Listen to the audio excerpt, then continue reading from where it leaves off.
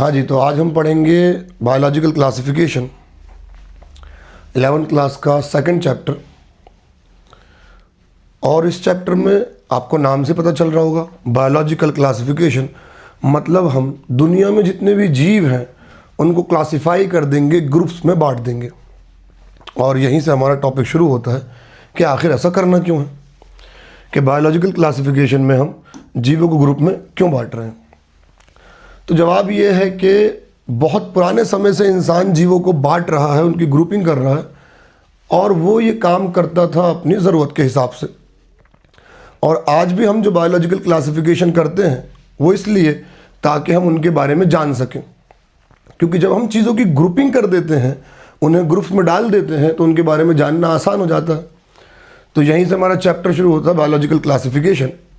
और जिस इंसान ने पहली बार किसी साइंटिफिक अप्रोच के साथ क्लासिफिकेशन करी थी उसका नाम था एरिस्टोटल।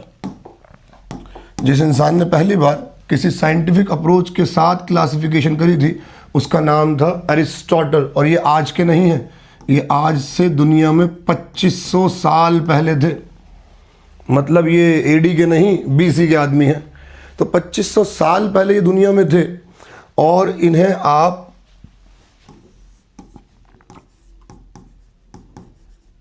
फादर ऑफ बायोलॉजी भी कहते हैं। लेकिन क्योंकि इतनी पुरानी बात है तो इनकी क्लासिफिकेशन बड़ी सिंपल थी। इन्होंने क्या किया, इन्होंने जो भी एनिमल्स थे उनको दो कैटेगरी में बांट दिया। बोले एक वो जानवर हैं जिनके पास रेड ब्लड सेल है, मतलब उनका खून रेड है, और एक वो जिनके पास रेड ब्लड सेल नहीं है, मतलब जिनका खून रेड नहीं है। और इनको इन्होंने इनैमा बोला था और इनको बोला था एनैमा। और ये क्लासिफिकेशन आपको बड़ी सिंपल लग रही होगी, लेकिन सोचो 2500 साल पहले की बात है, और जब पहली बार किसी ने साइंटिफिक अप्रोच के साथ मॉर्फोलॉजी को देखकर, ब्लड की मॉर्फोलॉजी को देख क्लासिफिकेशन करी थी, तो ये बहुत बड़ी बात थी। तो एनिमल को बांट दिया 2 कैटेगरी में और प्लांट को बांट दिया 3 कैटेगरी में। बोले कुछ बहुत छोटे प्लांट हैं, हर्ब्स, कुछ बहुत छोटे प्लांट हैं हर्ब्स, जिनकी स्टेम हमेशा ग्रीन रहती है, और कुछ उनसे बड़े हैं श्रब्स, मगर उनकी स्टेम जो है वो ब्राउन हो जाती है। प्लांट तो छोटे हैं मगर स्टेम ब्राउन हो जाती है। और कुछ सबसे बड़े हैं जिनको हम ट्रीज बोलते हैं। तो ये एरिस्टोटल की क्लासिफिकेशन थी, जिसके बारे में बस आपको यही 2 बात जाननी है कि प्लांट को बांट दिया 3 कैटेगरी में और एनिमल को बांट दिया 2 कैटेगरी में। उसके बाद आए father of taxonomy. Father of taxonomy नाम था कैरलस लिनियस। 1758 की बात है, और इन्होंने दुनिया में जितने भी जीव थे उनको 2 कैटेगरी में बांट दिया। बोले दुनिया भर के ऑर्गेनिज्म मैं 2 कैटेगरी में बांट दूंगा, लिनियस ने। और वो कौन से थे? एक किंगडम बनाया प्लांट किंगडम, एक किंगडम बनाया एनिमल किंगडम। और ये क्लासिफिकेशन थी लिविंग ऑर्गेनिज्म की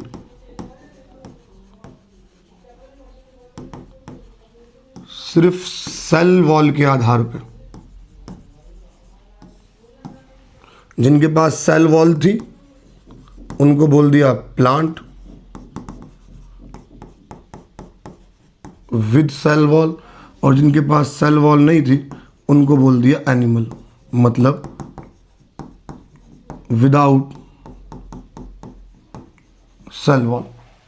जिनके पास सेल वॉल थी वो प्लांट, जिनके पास सेल वॉल नहीं थी वो एनिमल। और ये क्लासिफिकेशन काफ़ी लंबे समय तक चलती रही, लेकिन एनसीईआरटी कहती है कि एक लंबे समय के बाद ये क्लासिफिकेशन बेहतर नहीं लगी, क्योंकि इसके कुछ ड्रॉबैक थे। और इसके ड्रॉबैक क्या थे? ये प्रोकैरियोट और यूकैरियोट में फ़र्क नहीं करता था, ये यूनिसेलुलर और मल्टीसेलुलर में फ़र्क नहीं करता था, और ये हेटेरोट्रॉफ और ऑटोट्रॉफ में फ़र्क नहीं करता था। ये 3 ड्रॉबैक याद रखेंगे आप 2 किंगडम क्लासिफिकेशन के। डायरेक्ट क्वेश्चन आ गया 11 में तुम्हारे सामने कि लिनियस का जो 2 किंगडम क्लासिफिकेशन था उसके ड्रॉबैक, उसकी खामियां क्या थी। तो आप कहेंगे 3 खामियां थी। वो प्रोकैरियोट्स,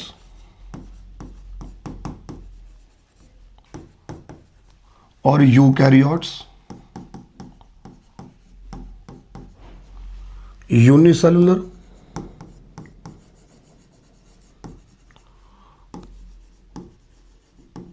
और मल्टीसेलुलर और ऑटोट्रॉफ और हेटेरोट्रॉफ्स।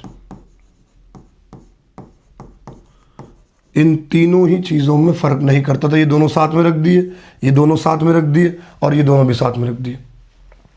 और यहाँ पर ये लिखा हुआ है कि इन्होंने फंजाई, मॉसिस, जिम्नोस्पर्म, एंजियोस्पर्म को प्लांट किंगडम में रख दिया सिर्फ सेल वॉल के आधार पे, बैक्टीरिया के साथ, क्योंकि बैक्टीरिया के अंदर भी सेल वॉल और इनके अंदर भी सेल वॉल। इसी तरीके से यूनिसेलुलर और मल्टीसेलुलर को साथ में रख दिया। और यहाँ एनसीईआरटी का वो पेज बहुत ध्यान से सुन लो, जब तुम क्लेमाइडोमोनास और स्पाइरोगायरा पढ़ोगे तो ये प्लांट में ही पढ़ोगे, ये आज भी प्लांट में ही पढ़ते हैं हम, लेकिन 5 किंगडम के हिसाब से ये प्रोटिस्टा में आते हैं, 2 किंगडम के हिसाब से प्लांट में आते हैं और 5 किंगडम के हिसाब से प्रोटिस्टा में आते हैं। और ये हेटेरोट्रॉफ और ऑटोट्रॉफ में भी फर्क नहीं कर पाया था। क्यों? क्योंकि फंजाई सेल वॉल है इसके पास, मगर ये हेटेरोट्रॉफ है, इसे भी प्लांट के साथ रख दिया जो कि ऑटोट्रॉफिक होते हैं। तो ये हमने याद कर लिया 2 किंगडम क्लासिफिकेशन के ड्रॉबैक। फिर सुन लो, unicellular, multicellular, prokaryote, eukaryote, heterotrophic, autotrophic, इन तीनों में ही फर्क नहीं कर पाया था लिन्नेयस का 2 किंगडम क्लासिफिकेशन सिस्टम। तो उसके बाद 3 किंगडम आया, 4 किंगडम आया, एनसीईआरटी में नहीं है, आपको नहीं पढ़ना भी। अभी हम एग्जाम के लिए इस चैप्टर को जल्दी जल्दी पूरा कर रहे हैं। तो अब सीधा आप जाएंगे 1969 में, जहां पर R.H. विटकर ने दुनिया में जितने भी जीव थे उनको 5 किंगडम में बांट दिया। दुनिया में जितने भी जीव थे उनको 5 किंगडम में बांट दिया और इस किंगडम के बनाने के कुछ क्राइटेरिया थे। और वो क्राइटेरिया क्या थे? 5 किंगडम, 5 क्राइटेरिया। सबसे पहले सेल का स्ट्रक्चर, कि वो प्रोकैरियोट है या यूकैरियोट, उसमें न्यूक्लियर मेम्ब्रेन है या नहीं है। फिर उसकी बॉडी की ऑर्गेनाइजेशन, यूनिसेलुलर है या मल्टीसेलुलर। उसके बाद mode of nutrition, mode of reproduction, कि वो खाते क्या हैं, वो बच्चे कैसे पैदा करते हैं। और तीसरा सबसे इंपॉर्टेंट, फाइलोजेनेटिक रिलेशनशिप, जिसके अंदर हम उनका एवोल्यूशन भी देखते हैं, एवोल्यूशनरी रिलेशनशिप। तो ये तो 5 किंगडम क्लासिफिकेशन हो गई किसकी? R.H. विटकर की 1969 में, मोनेरा, प्रोटिस्टा, फंजाई, प्लांट और एनिमलिया। और उसके बाद जो आपकी बुक के अंदर एक टेबल बना हुआ है, इसको ढंग से समझ लो।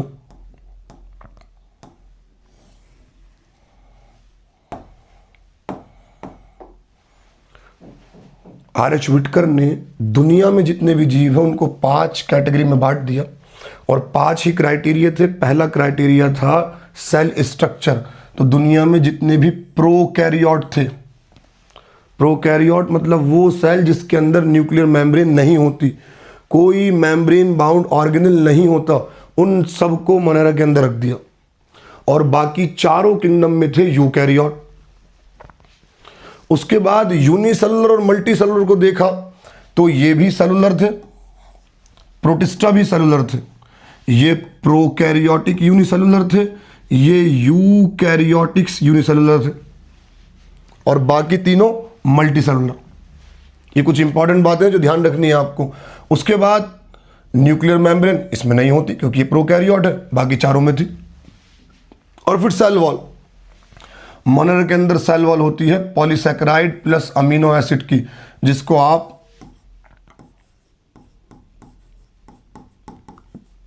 पेप्टिडोग्लाइकन बोलेंगे। ये जो पॉलीसैकेराइड प्लस अमीनो एसिड है इसको आप बोलेंगे पेप्टिडोग्लाइकन।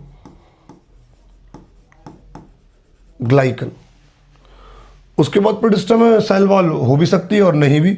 फंजाई के अंदर ज़रूर सेल वॉल होगी काइटिन की, और प्लांट के अंदर सेल वॉल होगी सेलुलोज की। और एनिमल एक ऐसा किंगडम है जिसके अंदर कभी भी सेल वॉल नहीं होगी। मतलब जिसके अंदर सेल वॉल है वो एनिमल नहीं, और जो एनिमल है उसके अंदर सेल वॉल नहीं। ध्यान से पढ़ते जाओ, एग्ज़ाम आने वाले हैं, इसलिए ज़्यादा बातें नहीं, सिर्फ पढ़ाई करेंगे, जल्दी से चैप्टर पूरा करेंगे। तो ये 5 किंगडम बन गए, Monera, protista, fungi, plant, animalia. ध्यान इधर ही रखना वीडियो की तरफ, क्योंकि तुम्हारा वीडियो में देखते देखते ध्यान चला जाता कहीं और। ध्यान यही रखना क्या पढ़ रहे हैं हम। उसके बाद अगर मोड ऑफ न्यूट्रिशन की बात करें तो ढंग से सुन लो। मोनेरा एक ऐसा किंगडम है जिसमें दुनिया में हर टाइप का न्यूट्रिशन पाया जा सकता है। ये ऑटोट्रॉफ है। ऑटोट्रॉफिक में फोटोसिंथेटिक है, मतलब धूप की मदद से, लाइट एनर्जी से खाना बनाना। ये कीमोसिंथेटिक है, केमिकल को ऑक्सीडाइज करना। ये हेट्रोट्रॉफ हो सकते हैं, जिसमें ये सेप्रोफाइट है, मरे हुए जीवों को खाना, और पैरासाइट है, दूसरे जीवों पर रहकर उनसे न्यूट्रिशन को लेना। तो ये हमने पढ़ लिया 5 किंगडम क्लासिफिकेशन, जिसमें हमने मोनेरा, प्रोटिस्टा, फंजाई, प्लांट और एनिमलिया पढ़ लिया। अब हम इन किंगडम की डिटेल जानेंगे बारी बारी से। बहुत ध्यान से सुनिए। सबसे पहले हम पढ़ने जा रहे हैं मोनेरा। और मोनेरा के बारे में सबसे मेन बात, ये दुनिया में दिखने में सबसे सिंपल जीव है, मगर सबसे ज़्यादा मेटाबॉलिक डाइवर्सिटी इनके अंदर है। दिखने में सबसे ज़्यादा सिंपल और सबसे ज़्यादा मेटाबॉलिक डाइवर्सिटी इन्हीं के अंदर है। अब आप कहेंगे सर मेटाबॉलिक डाइवर्सिटी का मतलब क्या? मतलब वही जो अभी बताया था मैंने, इनके अंदर न्यूट्रिशन का हर तरीका मिल जाता है। ये कीमोसिंथेटिक है, ये ऑटोट्रॉफ है, ये हेट्रोट्रॉफ है, हेट्रोट्रॉफ के अंदर ये सेप्रोफिटिक है, ये पैरासिटिक है। तो हमने मोनेरा को 2 कैटेगरी में बांट दिया है, ये आर्के बैक्टीरिया और एक यू बैक्टीरिया। और आज हम सबसे पहले पढ़ेंगे आर्के बैक्टीरिया। आर्के बैक्टीरिया जो है वो सबसे प्रिमिटिव जीव है। सबसे प्रिमिटिव मतलब सबसे पुराने। ये उस वक्त बने थे जिस वक्त नई नई दुनिया बनी होगी। तो आप जानते हैं जिस वक्त एवोल्यूशन में 12th में आप पढ़ेंगे भी कि जिस वक्त दुनिया बनी थी उस वक्त दुनिया ऐसी नहीं थी जैसी आज है। यहाँ पर कहीं वॉल्केनिक इरप्शन थे, कहीं बहुत ज़्यादा समुद्री खारा पानी था, कहीं ज़्यादा बहुत मार्शी एरिया था। तो इन आर्के बैक्टीरिया को उन्हीं जगहों पर रहने की आदत है जो उस टाइम पे इनको मिली थी। तो ये दुनिया की मोस्ट एक्सट्रीम हार्श हैबिटाट में पाए जाते हैं। और इनको भी 3 कैटेगरी में बांटा, जो बहुत ज़्यादा हाई टेम्परेचर पे पाए जाएंगे,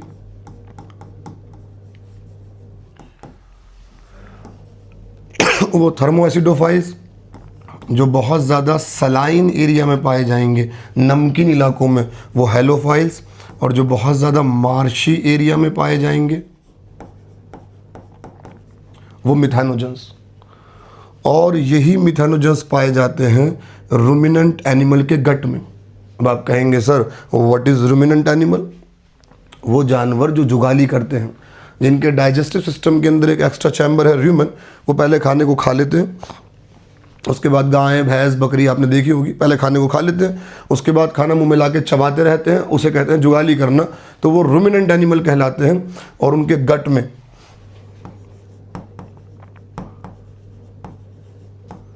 एनिमल के गट में पाए जाते हैं ये। और यही मिथेनोजेंस हैं जो मीथेन गैस मतलब बायोगैस बनाने में काम आते हैं। तो ये होगा आर्के बैक्टीरिया के 3 टाइप, थर्मोएसिडोफाइल्स, हेलोफाइल्स, मिथेनोजेंस। मिथेनोजेंस पाए जाएंगे मार्शी एरिया में, एनिमल के गट में, और क्या बनाने में काम आएंगे? बायोगैस। उसके बाद मोनेरा का दूसरा टाइप जिन्हें हम कहते हैं यू बैक्टीरिया, और इन्हीं को आप कहेंगे ट्रू बैक्टीरिया। और यू बैक्टीरिया का पैराग्राफ अगर आप एनसीईआरटी में देखेंगे तो बहुत बिखरा हुआ है। इसको हम क्लासिफाई कर देंगे 3 कैटेगरी में। यू बैक्टीरिया 3 टाइप के, फोटो ऑटोट्रॉफ, कीमो ऑटोट्रॉफ और हेटरोट्रॉफ। फोटो ऑटोट्रॉफ के अंदर सबसे बड़ा ग्रुप जो आता है वो है साइनोबैक्टीरिया, जिसका निक नेम है ब्लू ग्रीन एल्गी। और याद रहे साइनोबैक्टीरिया कोई एल्गी नहीं है, इसका नाम पड़ गया था पुराना, इसलिए आज भी हम इसे ब्लू ग्रीन एल्गी कहते हैं। वही 2 किंगडम क्लासिफिकेशन के हिसाब से इसके अंदर सेल वॉल थी, फोटोसिंथेसिस करता था और दिखने में ब्लू ग्रीन था। अरे वो जो काई जम जाती है आसपास, तो ब्लू ग्रीन एल्गी साइनोबैक्टीरिया है, मगर ये एल्गी नहीं है, इसका नाम ब्लू ग्रीन एल्गी है बस। ये कॉलोनियल फॉर्म में रहेंगे, यूनिसेलुलर तो है ही है क्योंकि मोनेरा है, कॉलोनियल फॉर्म में रहेंगे, फिलामेंटियस फॉर्म में रहेंगे। और जब ये कॉलोनियल फॉर्म में रहेंगे, ध्यान से सुन लो बहुत, या फिलामेंटियस फॉर्म में रहेंगे तो इनके ऊपर एक कवरिंग रहेगी और इस कवरिंग को बोलते हैं जिलेटेनियस कवरिंग या म्यूसिलिजीनियस कवरिंग। और जब ये कॉलोनियल फॉर्म में रहेंगे या फिलामेंटियस फॉर्म में रहेंगे,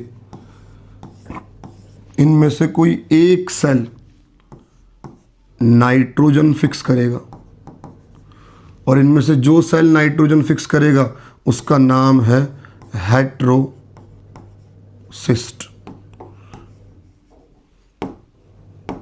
उसका नाम है हेट्रोसिस्ट। तो याद रहे, what is heterocyst? A nitrogen fixing cell in cyanobacteria, filamentous form में हो या कॉलोनियल फॉर्म में हो। तो इस फिलामेंटियस फॉर्म में जो सेल नाइट्रोजन फिक्स करता है बस उसी का नाम हेट्रोसिस्ट है। ये एक ही सेल नाइट्रोजन फिक्स क्यों करता है, जब हम इस चैप्टर को बहुत डिटेल में पढ़ेंगे कभी यूट्यूब पे, मैं इसके बाद जब एग्जाम हो जाएंगे उसके बाद डिटेल में भी पढ़ाऊंगा नीट के लिए, तो तब हम पढ़ेंगे कि ये सिर्फ एक ही सेल नाइट्रोजन या कुछ ही सेल नाइट्रोजन फिक्स क्यों करते हैं। तो नाइट्रोजन फिक्स करता है हेट्रोसिस्ट, और इसके दो एग्जाम्पल हैं, नॉस्टक और एनाबेना। और ये पॉल्यूटेड वाटर बॉडीज़ में, जहाँ पानी में पॉल्यूशन बहुत ज़्यादा होगा, ये वहाँ पर ब्लूम कर जाएंगे, मतलब फैल जाएंगे। उसके बाद कीमोऑटोट्रॉफ है। कीमोऑटोट्रॉफ क्या? केमिकल की मदद से एनर्जी बनाने वाले। ये थे लाइट की मदद से एनर्जी बनाने वाले, ये केमिकल की मदद से एनर्जी बनाने वाले हैं, जो ऑक्सीडाइज करते हैं इनऑर्गेनिक नाइट्रेट को, नाइट्राइट को और अमोनिया को, और इससे जो एनर्जी निकलती है उससे अपना एटीपी बनाते हैं, मतलब अपना खाना बनाते हैं। तो ये हमने यू बैक्टीरिया की दो कैटेगरी पढ़ ली, फोटोऑटोट्रॉफ और कीमोऑटोट्रॉफ। और अगर हम बात करें हेट्रोट्रॉफ की, तो याद रहे दुनिया में जितने भी बैक्टीरिया हैं उसमें मोस्ट अबंडेंट हैं हेट्रोट्रॉफिक बैक्टीरिया, मतलब सबसे ज़्यादा पाए जाते हैं हेट्रोट्रॉफिक बैक्टीरिया, जो कि डिकम्पोजर्स हैं, चीज़ों को डिकम्पोज करते हैं। अब इसी बात को मैं आगे बढ़ाता हूँ।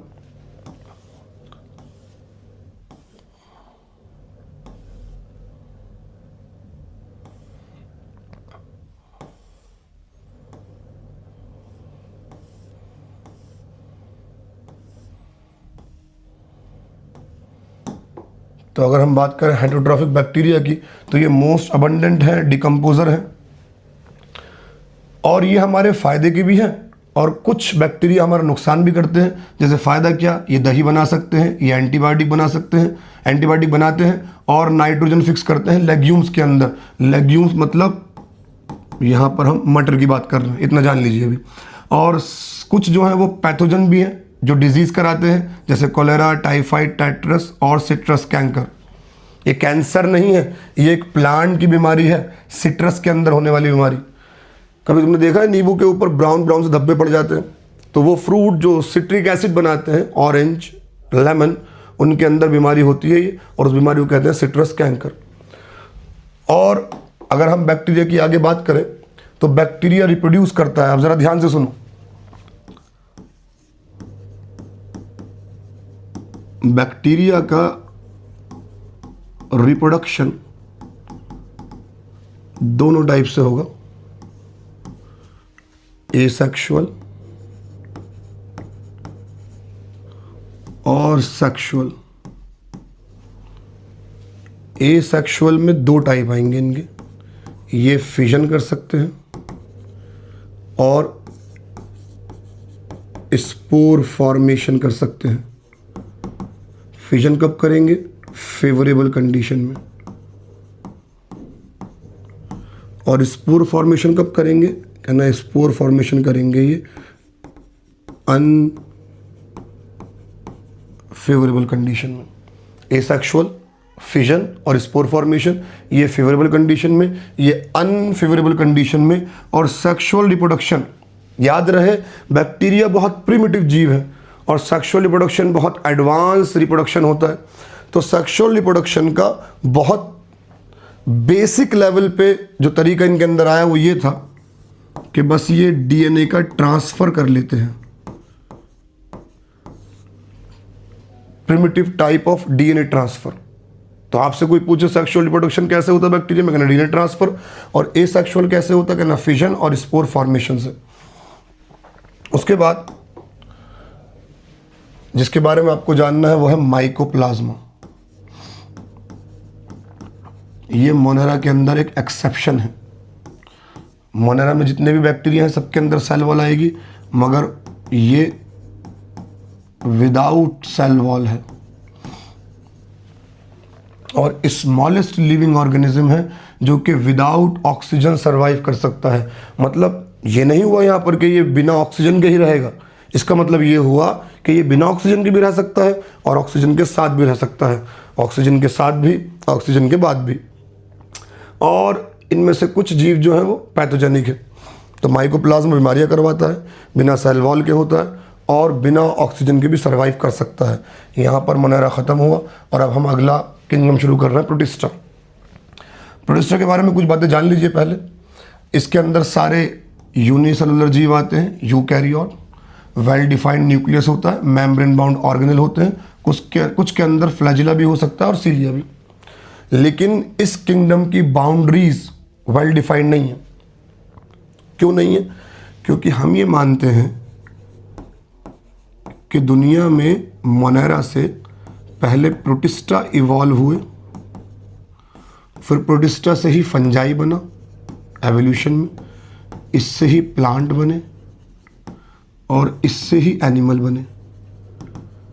तो इसलिए प्रोटिस्टा में फंजाई का कैरेक्टर भी होता है, प्लांट के कैरेक्टर भी होते हैं और एनिमल का कैरेक्टर भी होता है।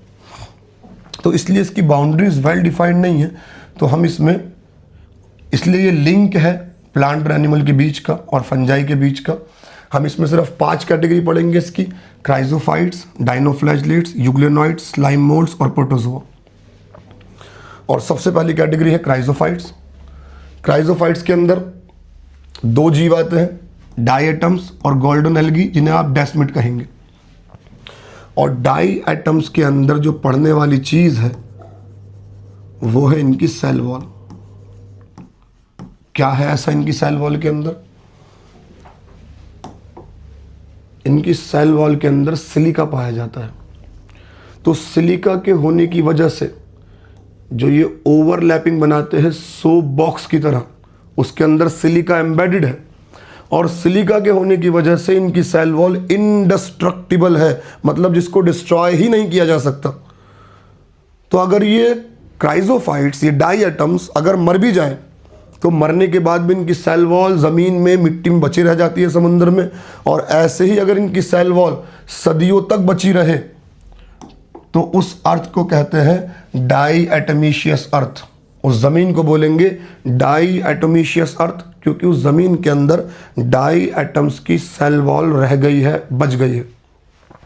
और ये जीव चीफ प्रोड्यूसर है, समुद्र में बहुत ज़्यादा प्रोडक्शन करते हैं। ये किस चीज़ का प्रोडक्शन? अरे फोटोसिंथेसिस करते हैं भाई। प्रोड्यूसर बोलते हैं वो जीव जो फोटोसिंथेसिस करते हैं। उसके बाद डाइनोफ्लैजिलेट्स के बारे में कुछ बातें जाननी है आपको। ये खारे पानी में मिलेंगे, ये फोटोसिंथेसिस कर सकते हैं और इनकी सेल वॉल स्टिफ होती है जिसमें सेलुलोज की प्लेट बनी हुई है। ये पिगमेंट के आधार पे येलो, ग्रीन, ब्राउन, ब्लू और रेड कलर के हो सकते हैं। और आपको नाम याद रखना है एक रेड डाइनोफ्लैजिलेट का, जिसका नाम है गोनियोलेक्स। और इसी का नाम क्यों याद रखना है? क्योंकि ये समंदर की लहरों पर इतनी तेज़ी से डिवीजन करता है कि पूरी की पूरी समुद्र की लहर लाल नजर आती है। हमें इसे कहते हैं रेड टाइड। और इसके अंदर 2 फ्लैजिला होते हैं, एक लॉन्गिट्यूडनल और एक ट्रांसवर्स। उसके बाद यूग्लेनॉइड। कहना जी यूग्लेनॉइड तो लिंक है, यूग्लेनॉइड लिंक है किसके बीच का? प्लांट और एनिमल के बीच का। अभी तो हमने पढ़ा था कि प्रोटिस्टा में तीनों के कैरेक्टर पाए जाएंगे। तो हम जैसे जैसे क्राइजोफाइट से प्रोटिस्टा की कैटेगरी में आगे बढ़ते जाएंगे, हम प्लांट से एनिमल की तरफ जाते जाएंगे। तो बीच में कोई ना कोई लिंक तो आएगा भाई। मैं अगर प्लांट से एनिमल की तरफ जा रहा हूँ तो कोई जीव तो बीच में ऐसा आएगा जो प्लांट से भी मिलता होगा और एनिमल से भी। तो ये यूग्लेनॉइड लिंक है प्लांट और एनिमल के बीच का। कोई पूछे भाई ऐसे कैसे कह दिया, कोई प्रूफ दीजिए। कहना ये फोटोसिंथेसिस करता है। अगर फोटोसिंथेसिस करता है तो फिर तो प्लांट हुआ, लेकिन व्हेन डिप्राइव्ड ऑफ सनलाइट, जब धूप नहीं मिलती तब ये हेट्रोट्रॉफिक बन जाता है। इस यूग्लिनॉइड के अंदर सेल वॉल नहीं होती, मगर एक लेयर है सेल वॉल जैसी जो प्रोटीन की बनी हुई है, नाम है पेलिकल। इसके अंदर दो फ्लैजिला है, एक शॉर्ट और एक लॉन्ग। तो ये फोटोसिंथेटिक है, लेकिन जब सनलाइट नहीं मिलती, एब्सेंस ऑफ सनलाइट में ये हेट्रोट्रॉफ बन जाते हैं। और एग्जाम्पल है यूग्लिना, यूग्लिनॉइड का एग्जाम्पल यूग्लिना। मुझे उम्मीद है मुश्किल तो नहीं होगा, याद कर लोगे तुम ये। और स्लाइम मोल्ड की बात करें तो अब हम प्लांट से चलते चलते प्रोटिस्टा के अंदर एनिमल वाले फीचर पे आ गए हैं। ये सेप्रोफिटिक है। कैसे है ये सेप्रोफिटिक? जो डिकेइंग ट्विग्स पे मिलते हैं, मतलब सड़ती हुई टहनी पर, किसी लकड़ी पर डिकेइंग ट्विग्स पर पाए जाएंगे। और जरा ध्यान से सुनो, अंडर सुटेबल कंडीशन, जब कंडीशन फेवरेबल होगी, जब इन्हें कोई परेशानी नहीं होगी, तब ये एक एग्रीगेशन बना लेंगे, मतलब एक साथ रहेंगे मिलकर, एक एग्रीगेशन। और उस एग्रीगेशन का नाम है प्लाज्मोडियम, जो कि सेवरल फीट का हो सकता है। लेकिन जब कंडीशन आएगी अनफेवरेबल, जैसे कंडीशन खराब हुई, यही दुनिया की रीत है, जब तक कंडीशन ठीक थी ये मिलकर रह रहे थे, जैसे ही कंडीशन खराब हुई इन्होंने प्लाज्मोडियम को डिफ्रेंशिएट कर दिया, तोड़ दिया, और फ्रूटिंग बॉडी बना के स्पोर बना दिए। कुछ छोटे छोटे सिंगल सेल स्पोर जो हवा के सहारे उड़ते हुए जाएंगे, और जहां फेवरेबल कंडीशन मिलेगी वहां फिर से प्लाज्मोडियम बना देंगे। और इनकी जो स्पोर है उनके अंदर वॉल है। स्लाइम मोल्ड के अंदर सेल वॉल नहीं है, स्पोर के अंदर सेल वॉल है जो हाईली रेजिस्टेंट है और सरवाइव कर सकती है कई सालों तक। उसके बाद प्रोटोजोआ की बात करें, प्रोटिस्टा की 5 कैटेगरी, अगर ना याद हो, तुम्हारा ध्यान भटक गया होगा तो फिर सुन लो। प्रोटिस्टा की 5 कैटेगरी पढ़ी है हमने अभी, क्राइजोफाइट्स, डाइनोफ्लैजेलेट्स, यूग्लिनॉइड, स्लाइम मोल्ड और प्रोटोजोआ। अब प्रोटोजोआ को 4 कैटेगरी में बांट दिया है, और ये किस आधार पे बांटा है? ये हमने बांटा है लोकोमोशन के आधार पे। एमीबॉइड जो है, मतलब उसके अंदर अमीबा आता है, वो सूडोपोडिया से मूव करता है।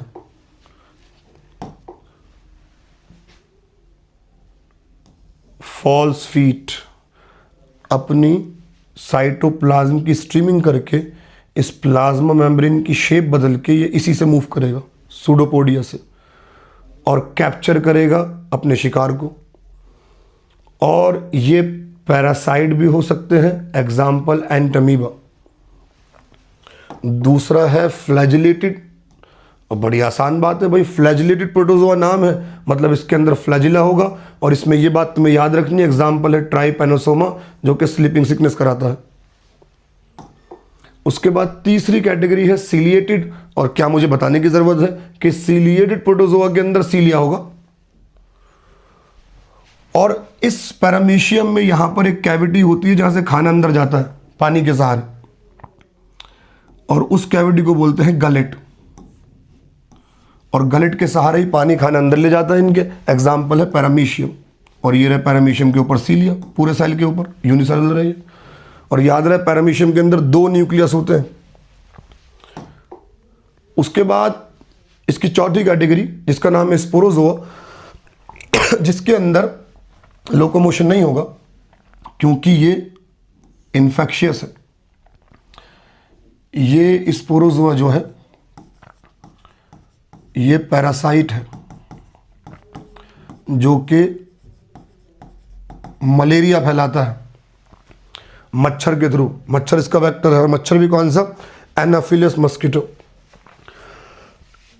तो प्लाज्मोडियम जो कि मलेरिया कराएगा। और यही बातें आपको याद रखनी है बस प्रोटिस्टा के बारे में। प्रोटिस्टा की 5 कैटेगरी दोबारा सुन लो, क्राइजोफाइट्स, डाइनोफ्लैजेलेट्स, यूग्लिनॉइड, स्लाइम मोल्ड्स और स्पोरोजोआस। और स्पोरोजोन्स के अंदर, स्पोरोजोआ के अंदर लोकोमोटरी ऑर्गन नहीं होंगे, क्योंकि ये पैरासाइट है भाई, बॉडी के अंदर रहेगा, और जिसकी बॉडी के अंदर है उसी के फ्लूइड के सहारे, खून के सहारे बहेगा। तो यहाँ पर हमारे दो किंगडम खत्म हुए, एक मोनेरा और एक प्रोटिस्टा।